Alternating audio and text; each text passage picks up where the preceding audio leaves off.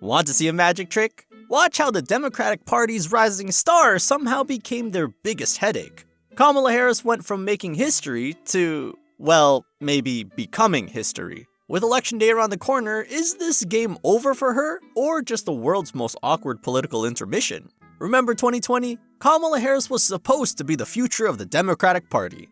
The first woman, first black, first Asian American vice president. The heir apparent. The next big thing? Well, that aged about as well as a Twitter hot take. Fast forward to 2024 and Harris is sitting on approval ratings that make root canals look popular. We're talking about numbers hovering around 37%, the kind of stats that have Democratic strategists reaching for the antacids. To put that in perspective, she's less popular than mosquitoes at a summer barbecue. But how did we get here? Let's rewind this political tragedy and see where things went sideways. With voting booths opening in days, the stakes are high, and the questions surrounding Harris have become hard to ignore. First up, the border saga. Remember when Biden made Harris the border Czar? That's like being handed a burning building and told to fix it with a water pistol. 2 million illegal crossings later, and that title's become more of a punchline than a position. The border crisis isn't just a policy failure, it's become Harris's political albatross, the gift that keeps on giving to Republican campaign ads. Then there's her public speaking. For someone who made her name as a fierce prosecutor, Harris has developed a peculiar talent for turning simple messages into word salads that would make a thesaurus cry. We must understand that there are many facets to understanding what we must understand. Yes, that's a real quote. It's like watching a GPS having an existential crisis, lots of words, no clear direction. But here's where it gets interesting. Remember all those media profiles touting Harris as a political powerhouse? Well, 3 years later into her vice presidency, and her biggest accomplishment seems to be existing. That's not a joke. That's the actual challenge when you Google Kamala Harris achievements as VP. It's like being hired as a CEO and listing perfect attendance as your major contribution. The Democratic Party's got a problem, and it's wearing sensible pantsuits and nervous laughter. With Biden pushing 82, Harris was supposed to be the insurance policy, the backup quarterback ready to step in. Instead, she's become the thing that keeps Democratic strategists awake at night, scrolling through polling data like teenagers checking their ex's Instagram. Let's talk numbers, because they're not about as pretty as a car crash. Internal polling shows that Harris is actually dragging down Biden's ticket. That's right, the historic VP pick is now a liability. It's like buying premium insurance only to find out it increases your chance of an accident. And with election day around the corner, these numbers might just be the Democrats' Achilles heel. The White House has tried everything to boost her image. They've sent her on foreign trips. Though after that "the border is secure" statement while standing in front of what was clearly not a secure border, maybe staying home wasn't such a bad idea. They've given her high-profile assignments, which somehow always seems to evaporate into task forces and committees that produce reports nobody reads. Here's the real kicker. Democratic donors, the folks who write the big checks, are quietly panicking. Sources inside major fundraising circles report that mentions of Harris send shivers down the wealthy spines faster than a Bernie Sanders tax plan. One prominent donor reportedly said, "She's not just underperforming.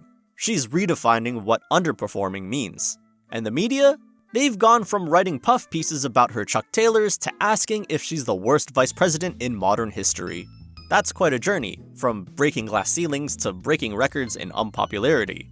The problem isn't just Harris's performance, it's the ripple effect. Young voters, particularly young women and minorities who were supposed to be energized by her historic selection, are instead showing signs of historic indifference.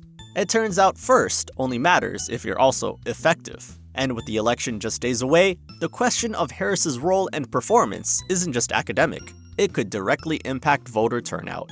Remember those Democrat focus groups where participants couldn't name a single Harris accomplishment? That's not just embarrassing, that's existential.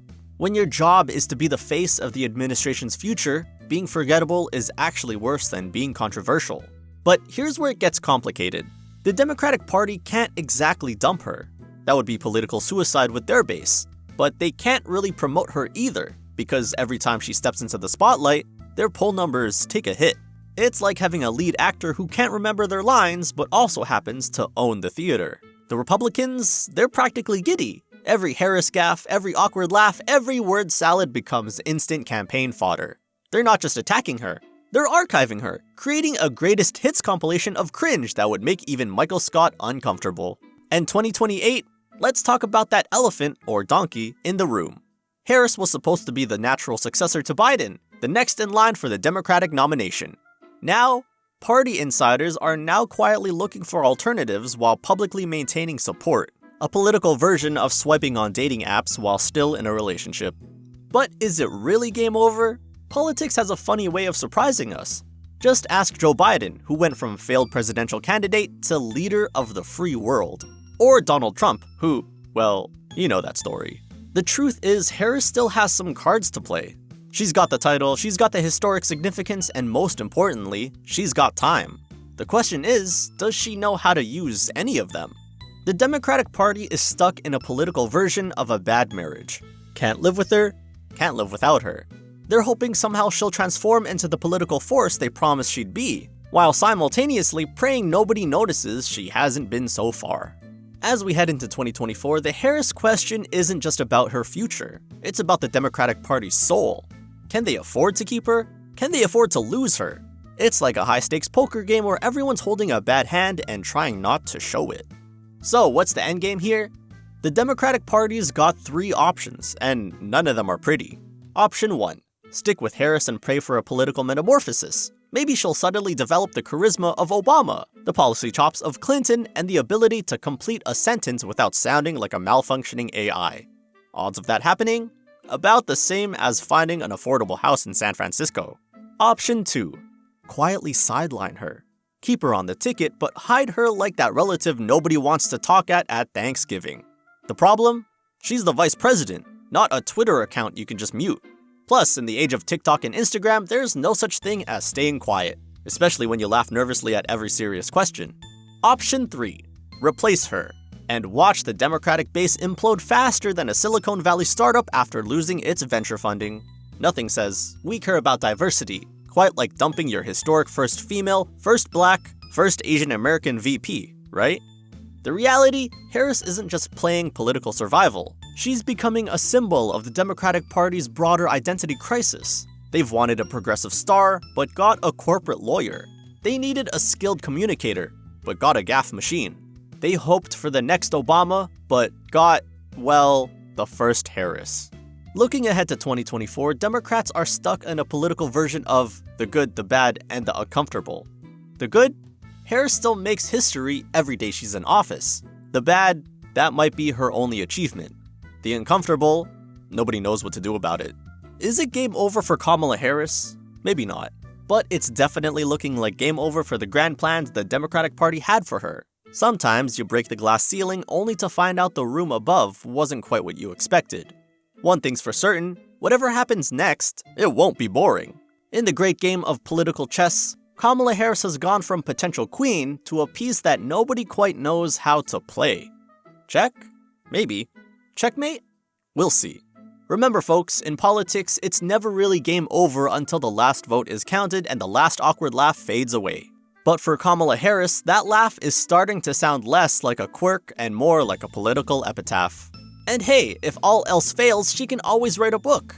How to Succeed in Politics Without Really Trying. Or maybe, The Art of the Deal, Democratic Edition. Though, something tells me that last title might already be taken.